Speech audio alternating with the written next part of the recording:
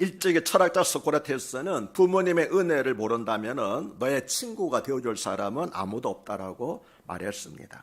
부모를 공경하는 사람이 좋은 친구도 생기고 세상에서도 존경받고 성공적인 삶을 살 수 있다는 것입니다. 또 여러분 잘 아시는 나폴레옹은 자식들의 운명은 언제나 그 어머니가 만든다고 말했습니다. 자녀가 훌륭한 사람이 되느냐 그렇지 않느냐 하는 것은 어머니가 만든다는 것입니다. 이 세상에서 하나님 다음으로 귀한 분이 바로 부모입니다. 부모가 없이 어떻게 우리가 이 세상에서 태어날 수 있었겠습니까? 하나님은 창조주이시고 우리 부모님은 우리를 낳아주신 분이신 것입니다. 그래서 위로는 하나님을 경외하면서 잘 섬기고 이 땅에서는 부모를 공경하는 것이 인간의 도리인 것입니다. 오늘 보면은 신약 성경 에베소서에 있는 말씀인데 당시 에베소는 우상 숭배가 범람하고 술 취하고 방탕한 문화가 가득한 타락한 죄악의 도시였습니다.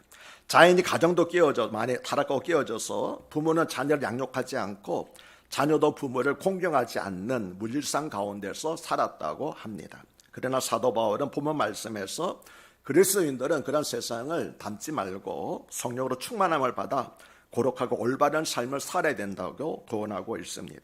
자녀들은 부모를 하나님의 대인으로 여겨서 마땅히 공경해야 합니다. 그리고 부모들은 자녀들을 하나님께서 주신 선물로서 올바르게 바르게 교육해야 됩니다.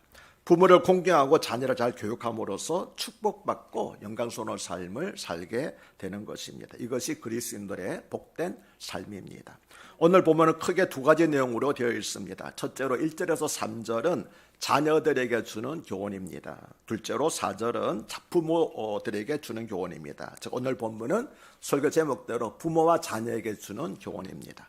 먼저 1절은 자녀들아 주 안에서 너희 부모에게 순종하라 이것이 옳으니라고 말씀합니다. 부모에게 순종하라는 것은 기독교를 떠나서 동서고금의 진리이며 교훈입니다.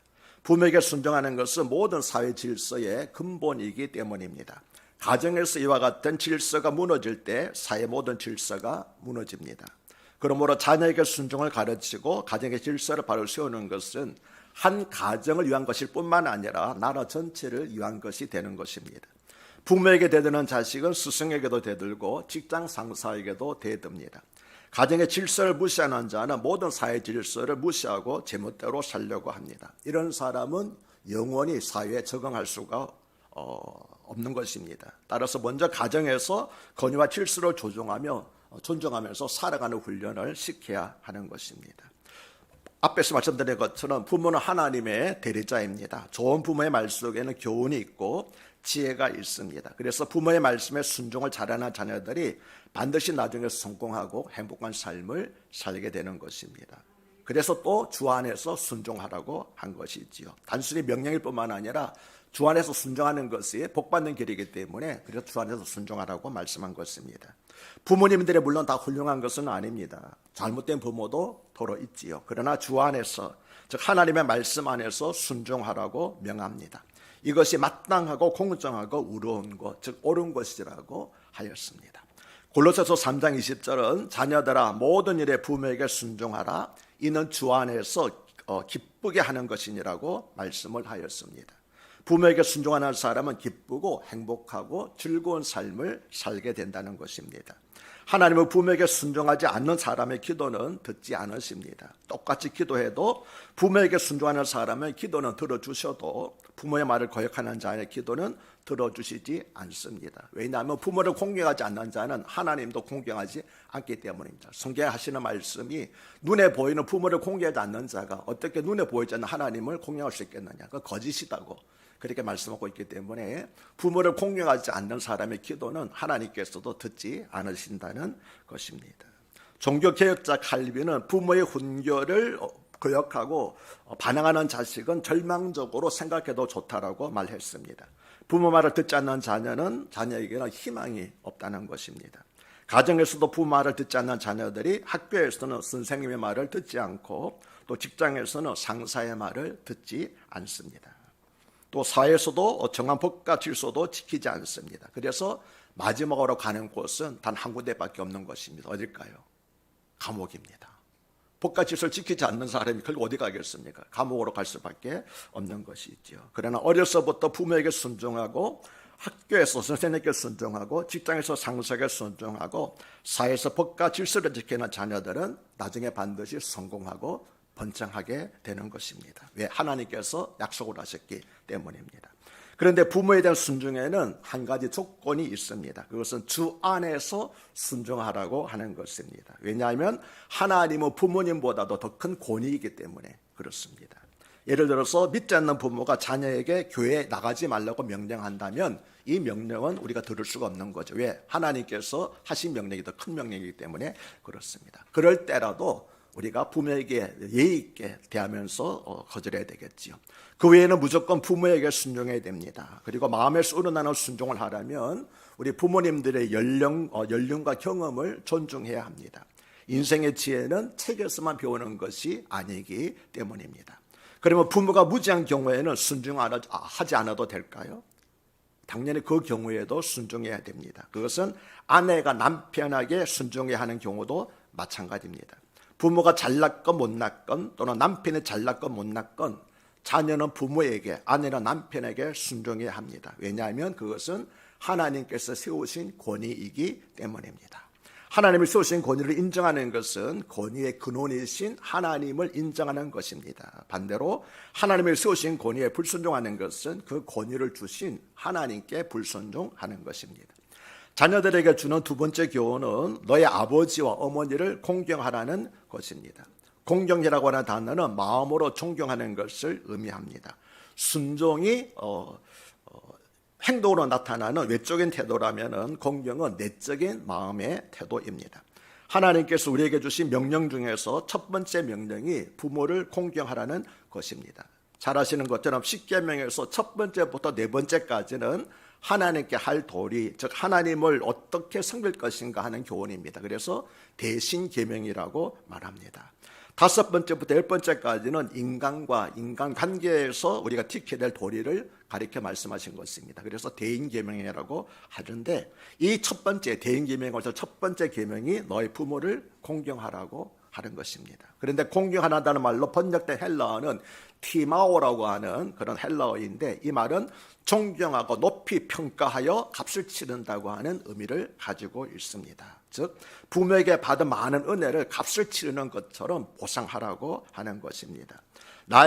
내가 부모에게서 받은 은혜대로 그 값을 치르라고 하는 것입니다. 물론 부모님들은 내가 너에게 이렇게 해줬으니까 이렇게 해야 된다고 요구하지는 않지요.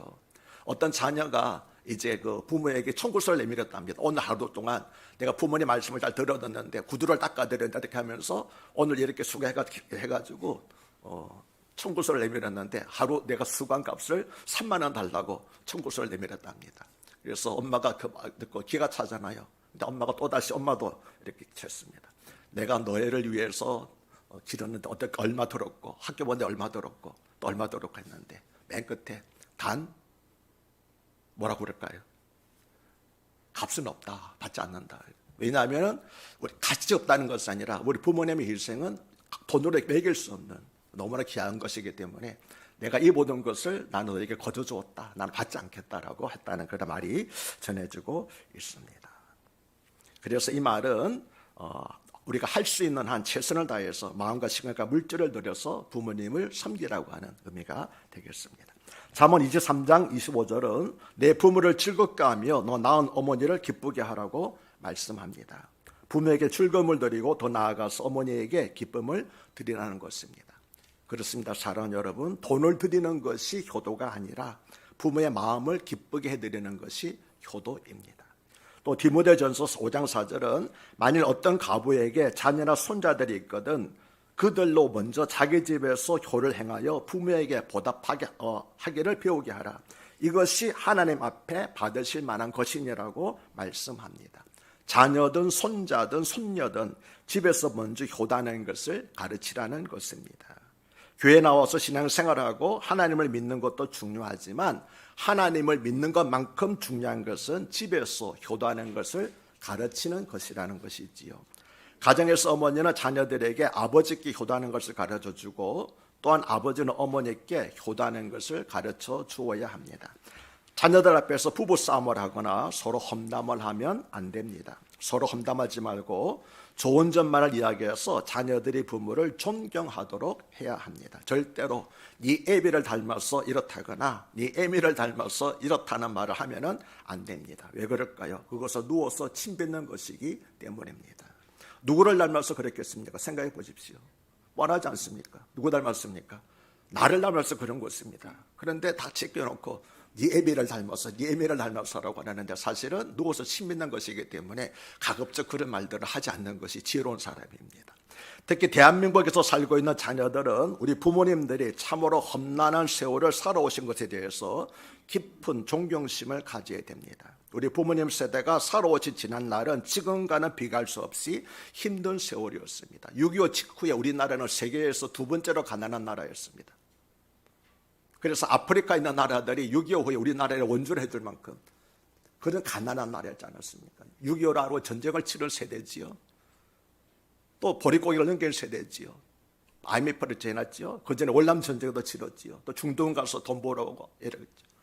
이루 말할 수 없는 고생을 했던 세대가 우리 부모님 세대입니다. 여러분 국제시장이라는 영화를 보셨습니까? 꼭 한번 보십시오. 국제시장이라는 영화를 보시게 되면 지금 우리나라가 이만큼 살게 된 것이 저절로 된 것이 아니라 우리 부모님들이 참으로 힘들고 어려운 세대를 살아오셨기 때문에 이만큼 우리가 이뤘다는 것을 우리가 알 수가 있습니다. 그 힘들고 험난한 세월을 우리 부모님들은 오직 자녀들을 위해서 희생하며 살아오셨기 때문에 우리는 그 일을 결코 잊어서는 안 될 것입니다. 바울은 부모에게 순종하고 부모를 공경하는 것은 약속이 있는 첫 계명이라고 하였습니다. 조금 전에 말씀드린 것처럼 부모에게 효도라는 것은 대인 계명 가운데서 첫 번째 계명이라는 뜻입니다. 그런데 나머지 5가지 대인 계명에는 약속이 없습니다. 오직 하지 말라고 하는 금지 명령만 있을 뿐입니다. 그런데 약속이 5계명만은 약속이 있는 계명이라는 것이죠. 약속이 있는 계명이란 그 계명을 지키면은 하나님께서 주시겠다고 약속하신 것이 이루어진다는 뜻입니다. 명령은 순종의 대상입니다. 그러나 약속은 믿음의 대상입니다. 무슨 말인가 하면은 살인하지 말라, 간음하지 말라, 도둑질하지 말라는 것은 약속이 없어도 무조건 순종해야 한다는 명령입니다. 차를 운전하다가 빨간 신호가 들어오면 무조건 멈춰야 하는 것과 같습니다. 그렇다고 무슨 상을 주는 것은 아닙니다. 사회 질서를 유지하기 위해서 누구나 마땅히 그래야만 하기 때문입니다. 그러나 부모에게 효다라는 것은 명령인 동시에 약속이라는 것입니다. 예를 들면 부모가 자녀에게 공부 열심히 해, 이번 성적이 좋게 나오게 되면 자전거 사줄게 라고 말하는 것과 같습니다. 공부를 열심히 하는 것은 당연한 학생의 본분입니다. 그러나 공부를 열심히 해서 성적이 오르면 약속한 자전거를 선물로 받습니다. 이것이 바로 약속이 있는 계명이라는 것입니다. 그럼 하나님께서는 부모에게 효도하는 사람에게 어떤 약속을 하셨습니까? 네가 잘 되고 땅에서 장수할 것이라고 약속하셨습니다. 부모에게 순종하고 부모를 공경하는 자녀는 잘 될 수밖에 없습니다. 왜냐하면 부모가 자녀에게 나쁜 것을 요구할 리가 없기 때문입니다. 부모가 자녀에게 요구하는 것을 한번 예를 들어볼까요? 공부해라, 밥 먹어라, 일찍 자라, 씻고 자라, 싸우지 말아라, 좋은 친구를 사귀어라, 선생님 말씀 잘 들어라. 잔소리로 들려서 그렇지 다 자녀가 잘 되라고 하는 말입니다. 이와 같은 부모의 뜻을 순종하는 자녀는 자기 관리를 착실하게 할 것이니까 잘 될 수밖에 없는 것입니다. 더구나 하나님께서 약속하신 복을 받으니 하는 일마다 형통하게 되는 것입니다. 신명기 5장 16절은 너는 내 하나님 여호와께서 명령한 대로 내 부모를 공경하라. 그래야만 내 하나님 여호와가 내게 준 땅에서 내 생명이 길고 복을 누리리라고 약속을 합니다. 장수하고 축복을 받는다고 하였습니다. 장수한 노인들을 조사해 보니까 공통점이 몇 가지 있었다고 합니다. 첫째로 먹는 것과 사는 것도 중요하지만 일단 성격이 원만해서 대인관계가 좋았다고 합니다. 두 번째로 잘 싸우는 사람들은 그만큼 수명이 짧습니다. 짐승들도 사나운 짐승은 빨리 죽고 온순한 짐승은 오래 삽니다. 두 번째로 게으름 부리지 않고 부지런했다고 합니다. 아침 일찍 일어나서 운동도 하고 일도 하였습니다.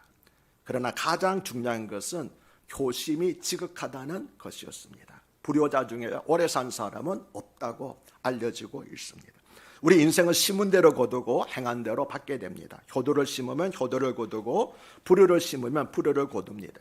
내가 살아계신 부모에게 잘하면 자녀들도 그것을 보고 부모를 잘 공경합니다. 그러나 내가 부모에게 불효하면 자녀들도 불효할 수밖에 없습니다. 미국의 강철한 카네기 아마 들어보셔서 아실 것입니다. 원래 영국이었는데 집안이 너무 가난하고 어려워서 부모님과 함께 미국으로 이민을 갔습니다. 그런데 미국에서 고생하던 중 카네기가 21살이 되었을 때 아버지가 돌아가셨습니다. 그래서 카네기는 혼자 사는 어머니께 효도하기 위해서 결혼을 하지 않기로 결심을 했습니다. 자기가 결혼한 후에 혹시 부인이나 자녀들 때문에 어머니께 불리할 것을 염려했기 때문입니다. 그래서 그는 어머니를 모시는데 전념을 했고, 어머니가 돌아가신 후에 52살이 되어서 비로소 결혼을 했다고 알려주고 있습니다.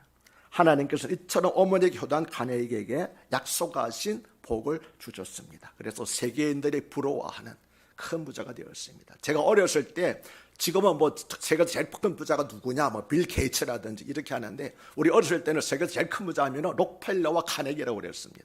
세계 사람들이 우러러보는 그런 큰 부자가 되었던 것입니다. 이처럼 세계적으로 축복받고 장수한 사람들 중에는 부모님께 효도하여 하나님의 축복을 받은 사람들이 많이 있습니다. 여러분은 하나님께 효도하는 사람들에게 복을 주시는 것을 믿습니까? 그리고 여러분의 자녀들이 하나님께 복받아 잘 살기를 원하십니까? 그렇다면 자녀들에게 효도를 가르치십시오. 자녀들에게 효도할 것을 가르칠 때에 우리 자녀들이 하나님께서 약속하신 복을 받게 될 줄로 믿습니다. 장수하고 이 땅에서 잘 되는 복을 받게 되는 줄로 믿습니다. 그리고 4절은 부모에게 주는 교훈입니다. 부모에게 주는 교훈은 두 가지인데, 하나는 자녀에게 이렇게 하지 말라는 것이고, 다른 하나는 자녀에게 이렇게 하라는 것입니다. 먼저 아비들아 너희 자녀를 노엽게 하지 말라고 하였습니다. 자녀를 노엽게 하지 말라는 것은 지나치게 화를 낸다든지 가혹하게 체벌한다든지 무관심하게 방치하든지 하는 학대를 하지 말라는 것입니다. 바울은 골로새서 3장 21절에서도 아비들아 너희 자녀를 노엽게 하지 말라, 낙심할까 하면이라고 권면을 했습니다.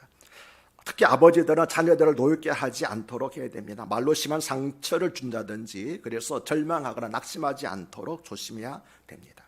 당시 로마 시대는 절대적인 북권의 시대였습니다. 자녀는 아버지의 소유물이었습니다. 그래서 아버지는 자녀를 버리거나 노예로 팔 수도 있었습니다. 자녀를 낳으면 먼저 아버지에게 보여줬다고 합니다. 그런데 아버지가 아이를 보고 마음에 들어서 품에 안으면 자녀가 되는 것이고, 모른 척하면 그 아이는 내버림을 당하여서 최악의 경우에는 노예로 팔려가게 되는 것입니다. 특히 여자아이가 태어나면 모른 척하고 지나갔다고 합니다. 또 아들이 태어났다 할지라도 장애를 가지고 태어났으면 모른 척했습니다. 저는 그 시대에 태어나지 않은 것이 얼마나 다행인지 모릅니다.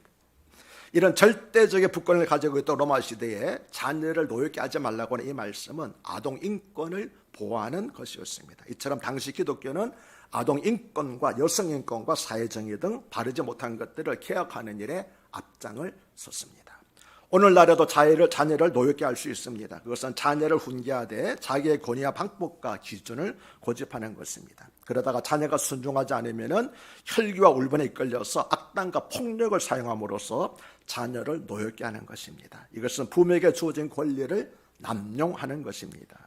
자녀가 부모에게 반발하는 것은 부모의 훈계가 아니라 잔소리로 여기기 때문입니다. 대부분의 경우 내용의 문제가 아니라 전달 방법이 문제입니다. 이것은 부부싸움에도 마찬가지입니다. 부부싸움이 다투는 이유는 내용 때문이 아니라 전달하는 방법 때문에 부부싸움이 일어나게 됩니다. 탈무드에는 오른손으로 벌을 주었으면 왼손으로는 반드시 안아주어라고 하는 그런 말이 있습니다. 자녀가 잘못되었을 때는 야단을 치더라도 반드시 애정 표현이 수반되어야 한다는 것입니다. 결코 자녀들이 부모로부터 버림받았다는 느낌을 받게 해서는 안 된다는 것입니다. 둘째로 주의 교양과 훈계로 양육하라고 하였습니다. 교양은 훈련이나 체벌을 통해 꾸짖는 것을 의미하고, 훈계는 말로 가르치는 것을 의미합니다. 어떻게 자녀들을 양육하고 훈계해야 합니까? 하나님의 말씀으로 해야 됩니다. 하나님의 말씀을 가르치고 깨닫게 함으로써 건강한 심성과 도덕성, 훌륭한 인격을 교육하게 되는 것입니다. 그러기 위해서는 먼저 부모가 하나님의 말씀을 많이 읽고 하나님의 말씀을 통해서 은혜 받고 하나님의 말씀을 잘 알아야 됩니다. 그럴 때 자녀들에게 말씀을 잘 전달해 줄 수 있기 때문입니다. 잠언 22장 6절은 마땅히 행할 길을 아이에게 가르치라. 그리하면 늙어도 그것을 떠나지 아니하리라고 말씀을 합니다. 어려서부터 부모의 손을 붙잡고 교회를 다니면서 하나님을 믿으면 그 신앙이 나중에 늙어서도 부모가 세상을 떠난 뒤에도 그 자녀들 마음속에 남아서 결코 하나님을 떠나지 않게 된다는 것입니다. 자녀들의 앞날에 큰 영향을 미치는 것은 부모입니다. 그런데 부모도 두 종류의 부모가 있습니다. 편한 부모와 엄한 부모가 있습니다. 요즘 부모들은 모두 편한 부모만 되려고 합니다. 해달라는 대로 다 해주고 잔소리는 안 하고 야단도 치지 않으려고 합니다. 그래서 멋대로 하게 만듭니다. 그런데 대개 불량 청소년들이 이런 편한 부모 밑에서 나온다고 합니다. 그러나 엄한 부모는 자녀를 잘 훈련시킵니다. 흡연하지 못하게 하고 음주마약을 하지 않도록 교육시킵니다. 엄한 부모 밑에서 자란 가운데서는 불량 청소년이 없다고 하는 그런 통계가 있었습니다. 그래서 아버지와 어머니는 자녀들에게 친구가 되는 것이 아니라 어버이가 되어야 합니다. 부모는 부모이지 친구가 아닙니다. 부모는 선과 악을 구별하여 바른 길로 가도록 교육시켜야 될 책임과 의무가 있습니다. 경찰서의 폭주적 리더가 잡혔습니다. 그런데 경찰이 아무리 신문을 해도 입을 열지 않고 묵비권을 행사했습니다. 그래서 경찰이 할 수 없이 상담원을 불렀습니다. 아무리 잘해주고 질문해도 이 소년이 아무 말을 하지 않자 화가 난 상담원이 소년의 목살을 잡고 뺨을 한 대 때렸습니다. 그랬더니 이 소년이 한참을 소리내어 울기만 하는 것이었습니다. 상담원이 사과하여 다사가면서 달래도 울기만 하던 소년이 한참 후에 흐느끼면서 이렇게 말했다고 합니다. 저는 여태까지 누구에게도 맞아본 적이 없습니다. 부모님은 제가 해달라는 대로 다 해줬고 내가 아무리 잘못해도 한 번도 야단치지 않았습니다. 오늘 처음으로 꽃있는 분을 만나니 감사합니다. 죄송합니다. 반성하고 있습니다라고 말했다고 합니다. 사랑하는 부모 여러분, 꾸짖는 것도 사랑입니다. 사랑으로 꾸짖을 때 그것이 자녀에게 도움이 되는 것입니다. 자식에 대한 부모가 의무가 있습니다. 자녀는 부모를 잘 공경해야 되지만 부모는 자녀를 잘 양육해야 됩니다.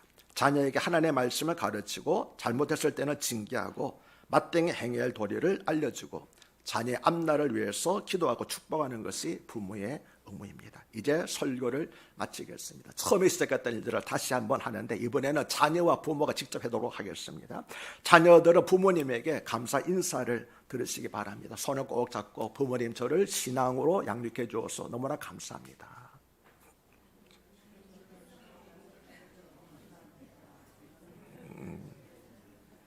부모님들 들으셨어요? 예. 이제 부모님들은 자녀들을 옆에 있는 자녀들을 꼭 안아주시면서 이렇게 말씀하십시오. 믿음 안에서 자라주어서 내가 더 고맙다.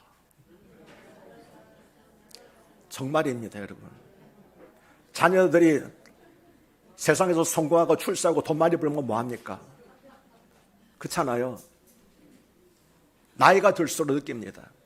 우리 자녀들이 비록 돈을 못 번다 할지라도 주 안에서 살아가는 것이 부모에게 진정한 기쁨입니다. 그래서 지금 내 옆에 자녀들이 나와 함께 예배드리고 있다는 것이 하나님께서 나에게 주신 가장 큰 축복이고 선물인 줄로 믿습니다. 그래서 여러분 꼭 자녀들을 꼭 안아주시고 믿음 안에서 자라주어서 내가 더 고맙다. 그렇게 고백하는 여러분 되시기를 바랍니다. 가정의 달 5월에 우리 모두 주 안에서 행복한 가정 이루시기를 축복합니다. 하나님 아버지, 오늘 말씀을 통하여서 부모와 자녀에게 주시는 교훈을 받습니다. 자녀들은 부모님을 잘 공경하고 순종하로 말미암아 하나님 주시는 축복 받아서 보물살 잘 되고 장수하는 형통하는 복을 받아 누리게 하여 주시옵고, 부모들은 엄한 부모가 되되 사랑으로 가르쳐서 자녀들을 믿음 가운데 잘 양육하는 그런 부모가 되므로 말미암아 우리 자녀들 가운데서는 곁길로 잘못되는 자녀들이 한 사람도 나오지 않게 하여 주셨어. 자녀들은 부모에게 감사하고 또 부모는 자녀에게 감사하는 아름답고 화목한 가정이 되게 하여 주시옵소서. 우리 주 예수 그리스도의 이름 받들어 감사하며 축복하며 기도합나이다. 아멘.